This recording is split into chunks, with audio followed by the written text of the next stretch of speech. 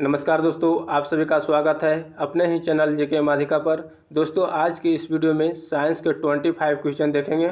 दोस्तों सभी question TCS द्वारा 2018 के ग्रुप डी एग्जाम में पूछा गया है, इसलिए दोस्तों वीडियो के लास्ट तक देखिएगा, क्योंकि आपके आने वाले ग्रुप डी एग्जाम के लिए ये वीडियो काफ़ी हेल्पफुल रहेगा। तो चलिए दोस्तों शुरू करते हैं पहले प्रश्न से।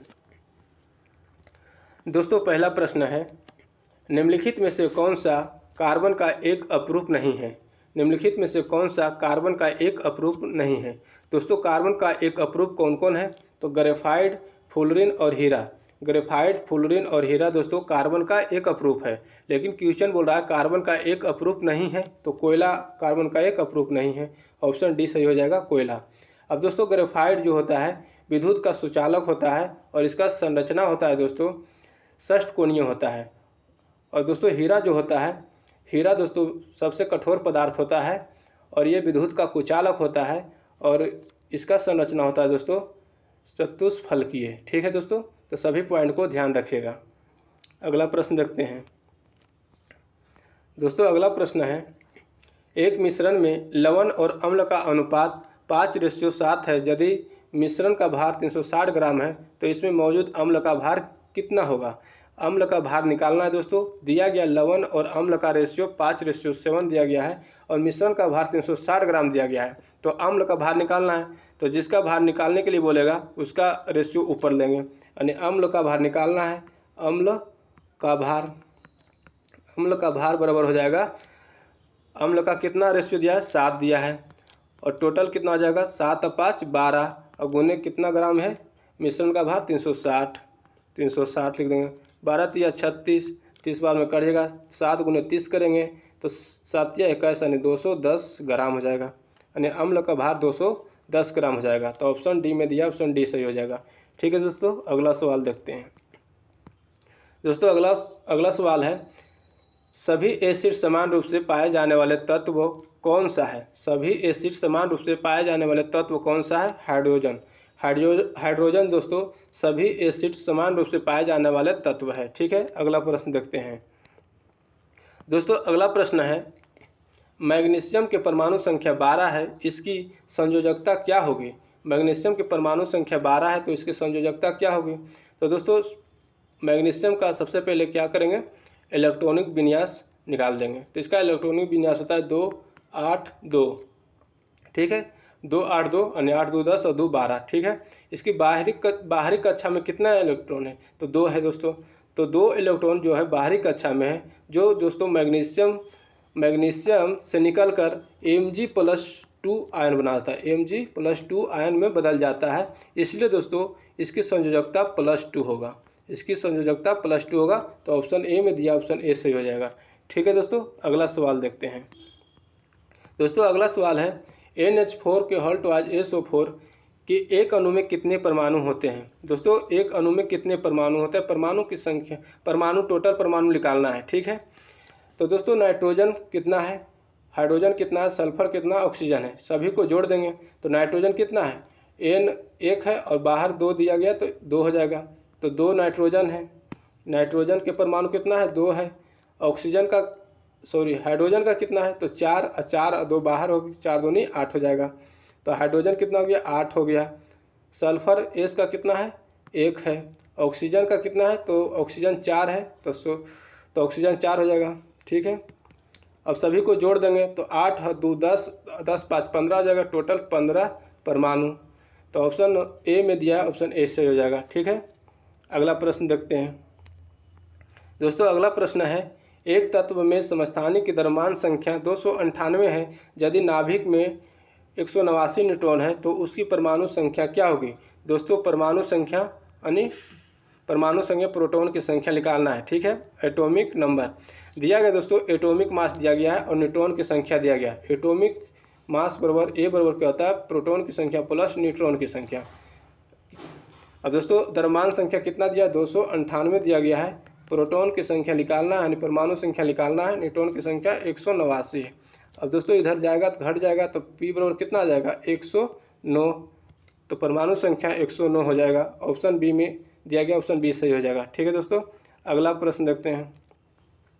दोस्तों अगला प्रश्न है, निम्नलिखित में से कौन सा एक भौतिक परिवर्तन है? निम्नलिखित में से कौन सा एक भौतिक परिवर्तन है? दोस्तों सबसे पहले भौतिक परिवर्तन और रासायनिक परिवर्तन क्या होता है इसको बारे में जान लेते हैं।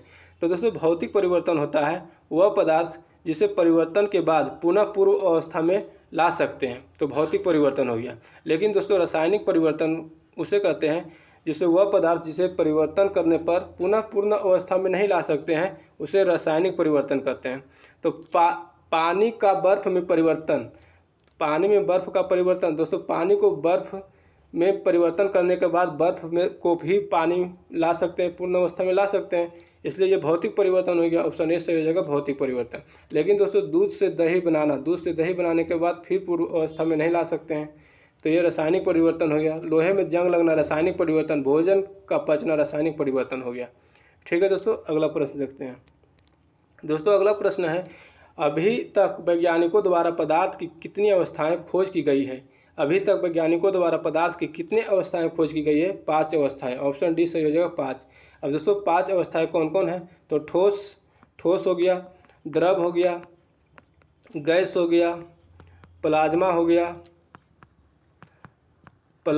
दोस्तों, और बोस-आइंस्टीन कंडेंसेट, बोस-आइंस्टीन कंडेंसेट, ठोस, द्रव, गैस, प्लाज्मा, बोस-आइंस्टीन कंडेंसेट, 5 अवस्थाएं खोज की गई है। ठीक है दोस्तों, अगला प्रश्न देखते हैं। दोस्तों अगला प्रश्न है, पानी में हाइड्रोजन और ऑक्सीजन द्रव्यमान के अनुपात में उपस्थित है। दोस्तों पानी में जो हाइड्रोजन और ऑक्सीजन का द्रव्यमान किस अनुपात में उपस्थित है निकालना है। अब दोस्तों पानी का अणुसूत्र क्या होता है? H2O होता है। तो हाइड्रोजन कितना हो गया और ऑक्सीजन कितना द्रव्यमान संख्या हो जाएगा? तो हाइड्रोजन का द्रव्यमान संख्या 1 होता है, तो H2 का निकालेंगे, H का निकालेंगे, तो हाइड्रोजन का कितना हो जाएगा? 2 गुने 1। हाइड्रोजन का 1 द्रव्यमान संख्या होता है और 2 हाइड्रोजन 2 गुना कर देंगे तो 2 हो गया। और ऑक्सीजन का कितना होता है? 16, तो 2:16 करेंगे, तो 2:16 इसको काटेंगे तो 1:8 आ जाएगा। 1:8 के अनुपात में होता है, तो ऑप्शन सी सही हो जाएगा। ठीक है, अगला प्रश्न देखते हैं। दोस्तों अगला प्रश्न है, NH4NO3 में नाइट्रोजन का प्रतिशत कितना होता है? NH4NO3 में नाइट्रोजन का प्रतिशत कितना होता है? तो दोस्तों नाइट्रोजन का प्रतिशत निकालना है, तो इसमें नाइट्रोजन की टोटल द्रव्यमान संख्या निकाल देंगे। तो नाइट्रोजन कितना है? 2 है, तो नाइट्रोजन 2 गुने, और नाइट्रोजन का परमाणु द्रव्यमान कितना होता है? द्रव्यमान संख्या कितना होता है? तो 14 होता है। 14 दूनी 28 हो गया, और जिसका निकालना ऊपर लिखेंगे, और टोटल इसका कितना हो जाएगा द्रव्यमान संख्या? तो नाइट्रोजन का हो गया 28, और हाइड्रोजन कितना हो जाएगा? तो 4 गुने 1 करेंगे तो 4 हो जाएगा। ऑक्सीजन का कितना हो जाएगा? तो ऑक्सीजन 3 है, और 16 इसका द्रव्यमान संख्या था, 16 48। अब प्रतिशत निकालना, 100 गुना कर देंगे। अब इसी को सोल्व करेंगे, 28 बटा इसको जोड़ेंगे तो 80 आ जाएगा, गुने 100 करेंगे, काट देंगे 0 से 0, 5 दूनी 10, 4 दूनी 8, 4 सत्ते 28, 7 पच्चे 35 हो गया। 35% नाइट्रोजन 35% आ जाएगा, ऑप्शन ए सही हो जाएगा। ठीक है, अगला प्रश्न देखते हैं।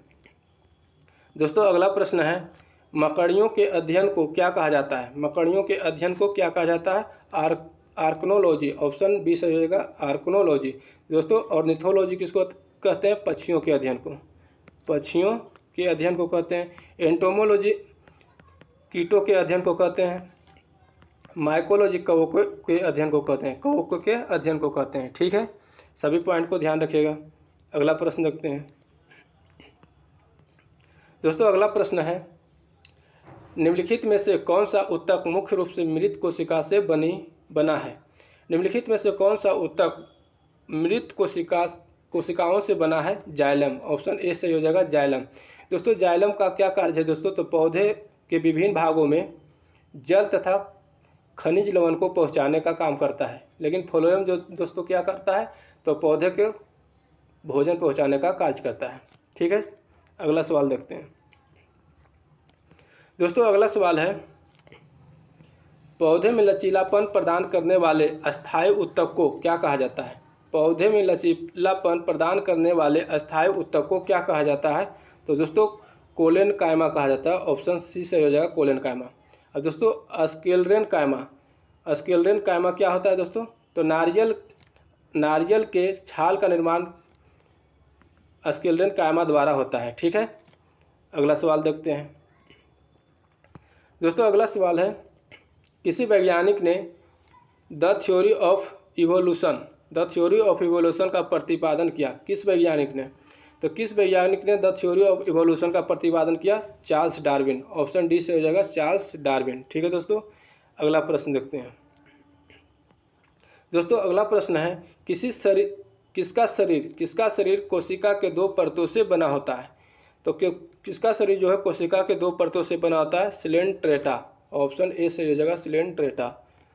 ठीक है, अगला प्रश्न देखते हैं दोस्तों। अगला प्रश्न है, किस समूह से संबंधित पशुओं में जुड़े हुए पैर होते हैं? किस समूह में से संबंधित पशुओं में जुड़े हुए पैर होते हैं? अर्थोपोडा। ऑप्शन सी हो जाएगा, अर्थोपोडा। ठीक है, अगला प्रश्न देखते हैं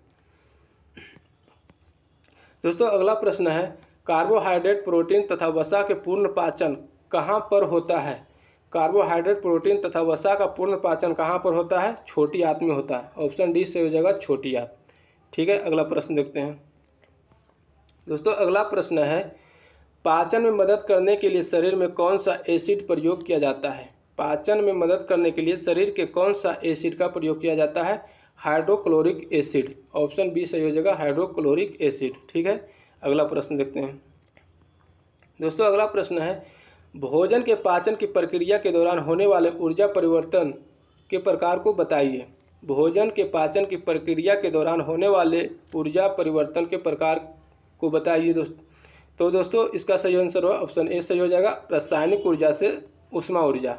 रासायनिक ऊर्जा से उष्मा ऊर्जा में होता है। ठीक है, अगला प्रश्न देखते हैं दोस्तों। अगला प्रश्न है, अंडे के अंडाशय से गर्भाशय तक किसके द्वारा ले जाया जाता है? अंडे के अंडाशय से गर्भाशय तक किसके द्वारा ले जाया जाता है? फैलोपियन ट्यूब द्वारा। Fallopian tube. ऑप्शन ए सही हो जाएगा। ठीक है, अगला प्रश्न देखते हैं दोस्तों। अगला प्रश्न है, लागू किए गए बल और विस्थापन के दिशा के बीच कोण 90 डिग्री है, तो किया गया कार्य क्या होगा? लागू किए गए बल और विस्थापन के दिशा के बीच कोण कितना है? 90 डिग्री है। तो वर्क निकालना है, कार्य निकालना है दोस्तों। वर्क बराबर क्या होता है? F S cos theta. अब दोस्तों एंगल कितना दिया गया? थीटा का वैल्यू 90 डिग्री है, यानी एफ एस कॉस 90 डिग्री। और कॉस 90 डिग्री का वैल्यू कितना होता है? तो 0 होता है। तो 0 से गुना करेंगे, 0 जूल हो जाएगा, यानी वर्क कितना हो गया? 0। ऑप्शन डी में दिया, ऑप्शन डी सही हो जाएगा। ठीक है, अगला प्रश्न देखते हैं दोस्तों। अगला प्रश्न है, यदि किसी वस्तु का भार 200 न्यूटन है तो इसका द्रव्यमान ज्ञात करें। वस्तु का भार दिया गया 200 न्यूटन, द्रव्यमान निकालना है, मास निकालना है। तो दोस्तों भार बराबर क्या होता है? वेट बराबर क्या होता है? एम गुने जी। वेट दिया गया है 200 न्यूटन और एम का वैल्यू निकालना है। जी का कितना है? 10 है। 0 से 0 कट गया। एम बराबर कितना हो जाएगा? 20 kg। 20 kg। तो ऑप्शन डी में दिया, ऑप्शन डी सही हो जाएगा। ठीक है, अगला प्रश्न देखते हैं दोस्तों। अगला प्रश्न है, यदि हम पेड़ के शाखा को तेजी से हिलाएं तो कुछ पत्तियां पेड़ से अलग हो जाती है, यह किसके कारण होता है? यदि हम पेड़ के शाखा को तेजी से हिलाएं तो कुछ पत्तियां पेड़ से अलग हो जाती है, यह किसके कारण होता है? जड़त्व के कारण। ऑप्शन बी सही हो जाएगा, जड़त्व के कारण। ठीक है, अगला प्रश्न देखते हैं दोस्तों। अगला प्रश्न है, निम्नलिखित में से कौन सी एक सदिश राशि है? निम्नलिखित में से कौन सी एक सदिश राशि है? दोस्तों सदिश राशि किसको कहते हैं? तो जिसमें मैग्नीट्यूड और डायरेक्शन दोनों होता है सदिश राशि कहते हैं, और जिसमें केवल मैग्नीट्यूड होता है, डायरेक्शन नहीं होता है, उसे अदिश राशि कहते हैं, स्केलर क्वांटिटी कहते हैं। तो दोस्तों सदिश राशि यानी वेक्टर क्वांटिटी कौन सा है? तो त्वरण जो है, ऑप्शन ए सही हो जाएगा, त्वरण। लंबाई, तापमान, द्रव्यमान क्या है? अदिश राशि है, अदिश राशि है। ठीक है दोस्तों, अदिश राशि। अगला प्रश्न देखते हैं और दोस्तों आखिरी प्रश्न है, एमएस वर्ड में चयनित टेक्स्ट को सेंटर अलाइन करने की कौन सी शॉर्टकट कुंजी के रूप में इस्तेमाल करते हैं एमएस वर्ड के चयनित टेक्स्ट को सेंटर अलाइन करने की कौन सी शॉर्टकट कुंजी के रूप में इस्तेमाल करते हैं? तो CTRL+C। यानी कंट्रोल प्लस सी, ऑप्शन बी सही हो जाएगा। ठीक है दोस्तों, आज की वीडियो यहीं तक रहने देते हैं, फिर मिलेंगे अगले वीडियो में नए टॉपिक के साथ। दोस्तों अगर वीडियो अच्छा लगा तो लाइक करिएगा, चैनल पे नए हैं तो चैनल को सब्सक्राइब करके बेल आइकन दबा दीजिए। जय हिंद।